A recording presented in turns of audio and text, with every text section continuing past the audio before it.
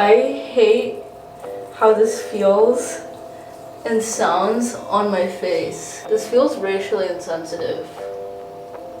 It smells really bad.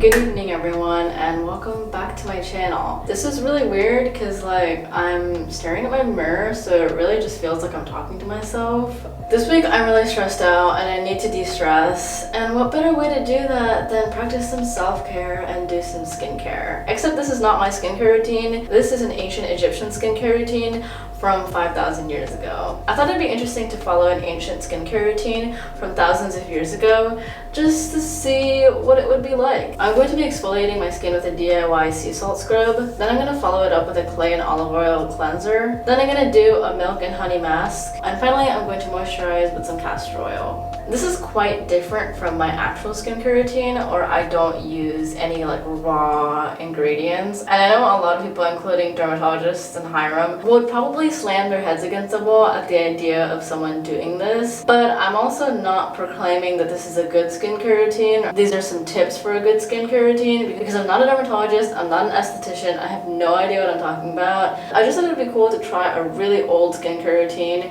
where obviously these fancy chemicals weren't available to us, like retinol, hyaluronic acid, and niacinamide. The ancient Egyptians had none of that. They just had the ingredients that were available to them, a lot of which were ingredients that they also ate. So that is what the majority of the skincare routine is. Do some of these serums have potential beneficial properties to the skin? Maybe. Is there also a very high chance that I'm probably gonna break out horribly after this?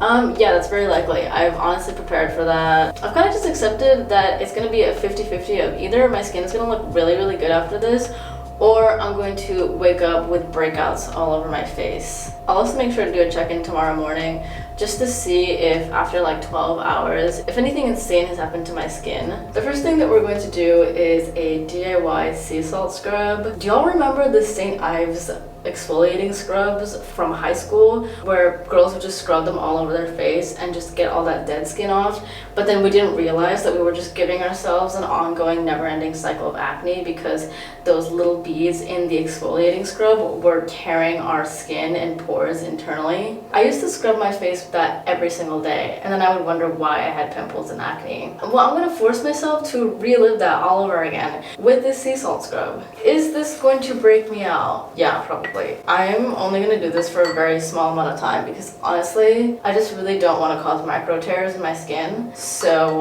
let's give it a go. Glasses come off. So apparently the Egyptians would mix dead sea salt and olive oil to create like a kind of scrub, and then they would just kind of put this all over their face and body. So let's give it a go. Oh my god, there's sea salt getting everywhere. I hate how this feels and sounds on my face. I'm trying to not scrub because I don't want to actually cause full-blown like scarring.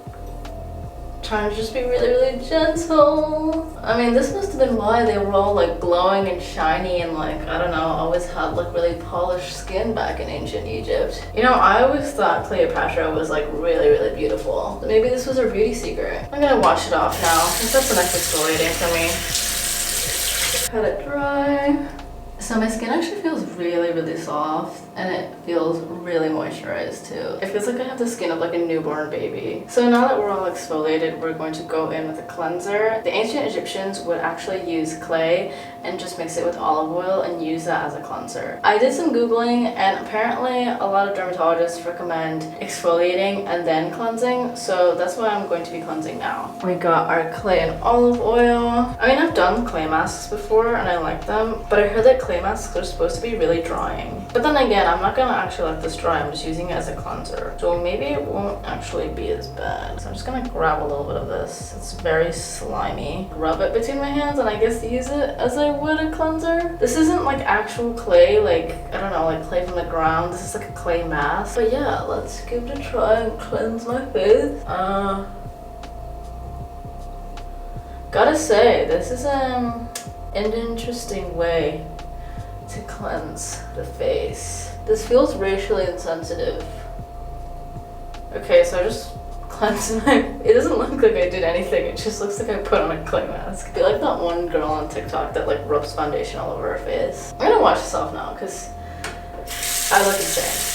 Now I'm just gonna pat dry again, and I'm getting clay all over my towel, which is lovely. So I think I've gotten all the clay off. Sorry, I need to put on my glasses again because I'm blind without them. My face actually feels really soft and bouncy and like revitalized. I am feeling a slight burning on my cheek, which is kind of worrying, and this is where I always tend to break out. So we will see tomorrow if I have acne all over my face. Stay tuned to find out. But it feels really nice. I would say out of all of the little skincare things from this ancient Egyptian skincare routine, I would probably use a clay and olive oil cleanser the most, just because I used to do clay masks all the time and I really liked it. I know some people think that it's like really drying, but I used to have really oily skin and that used to help me decrease my skin's oil production. What I'm getting from this is that the ancient Egyptians loved their olive oil, like to the point where they used it for absolutely everything. Didn't JLo say that like she uses olive oil or something? Maybe there's like some kind of skincare secret that in olive oil that we're all just like missing out on. I already have like combination almost basically oily skin.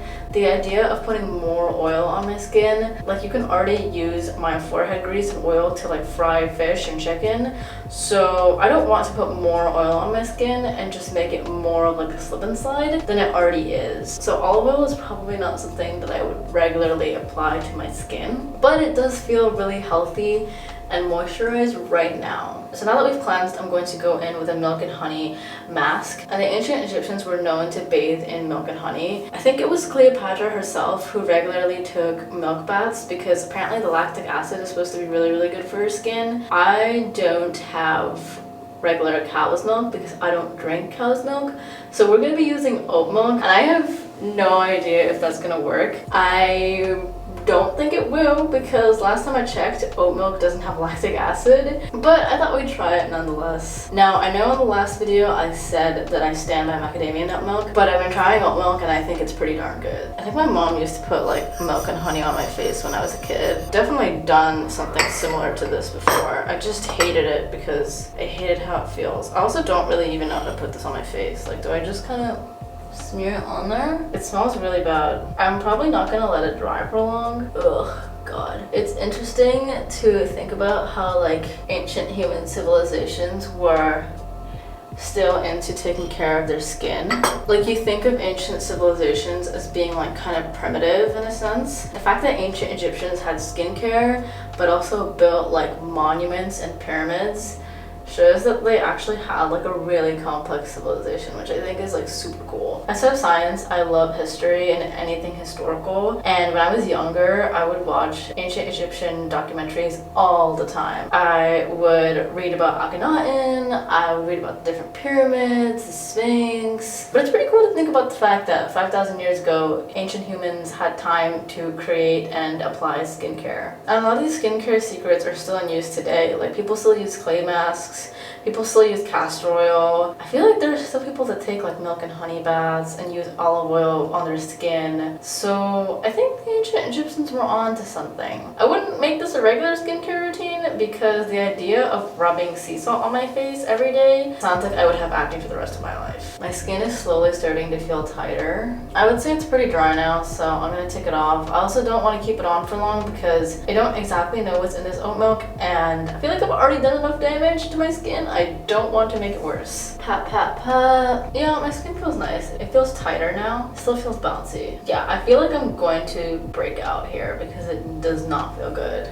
Lastly, we're going to use castor oil as a moisturizer. So the ancient Egyptians used castor oil everywhere. They used it on their feet, hands, hair, skin, and it's supposedly they used it to moisturize and to prevent wrinkles. Now, there's not really a lot of scientific evidence that castor oil fights wrinkles. There's evidence that retinol can help with anti-aging, but not castor oil. So take this information with several tablespoons of dead sea salt because I have no idea if any of these skincare tips and tricks actually work? My hypothesis is that they probably don't. I think that olive oil has some kind of moisturizing benefits, and I'm sure the lactic acid in milk does something, but I don't think it's nearly as potent as actual formulated lactic acid serums. Clay masks have shown to kind of help clear out pores, but as to how effective that actually is long term, I doubt that it's actually much. At the end of the day, skincare is more kind of just like a self-love, self-care routine, so whatever makes you feel more relaxed. I've heard castor oil is just kind of good in general for a lot of different things, like skin, hair, eyelashes, eyebrows. Got a little dropper. Oh, this is very, very slimy. So let's just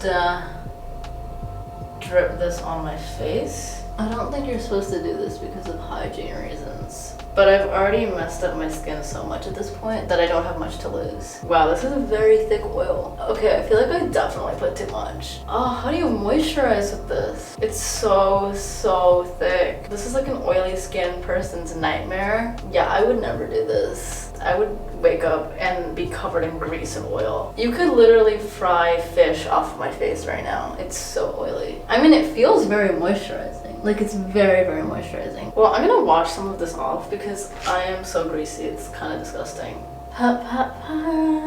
My skin literally feels sticky now from the castor oil. Yeah, I did not like that. My skin did not like that. I feel like that did not feel good. I feel like oils are very hit or miss. Like, people either like swear by them or they're like, absolutely not, it's gonna clog your pores. And I feel like it's clogging my pores, which is not good because I'm gonna wake up in the morning with like 3 breakouts. Whatever, I'm just gonna use this on my hair because I heard castor oil is really good for hair. And that concludes our ancient Egyptian skincare routine. So we did a little exfoliating, we did a little cleansing, we did a little indulgent milk and honey mask, and then we moisturized with some castor oil. As you guys saw, Harambe was in the video. He was watching over me while I made the masks and the scrub. Like I said, I am going to do a check-in tomorrow morning just to see how my skin is faring. Let's see how many pimples I have on my face tomorrow. Castor oil and olive oil are really moisturizing and can be helpful for some people that have dry skin. Dead sea salt scrubs are sold on the market today, and people regularly use them to exfoliate dead skin off of their body. I don't know if people take milk baths anymore, but there's lactic acid serums on the market now, so clearly the ancient Egyptians were onto something with that milk and honey mask. All in all, I hope you guys found it interesting to kind of take a deep dive into a 5,000-year-old skincare routine to see what the ancient Egyptians were using to keep their skin fresh and firm. But I'm going to pass out after this because I'm exhausted, and there's no better form of self-care than a full 8 hours of sleep. Good morning, everyone. It is bright and early, and I am... Pause for the kookaburras. Sorry. Are y'all done? I just wanted to let you guys know that my skin actually feels really good. Like, it feels really soft and moisturized, even softer than normally. I think the castor oil and olive oil really made it feel really good. I thought it was gonna break out here. Turns out I haven't broken out. So far, so good. Like, it's looking like all these products actually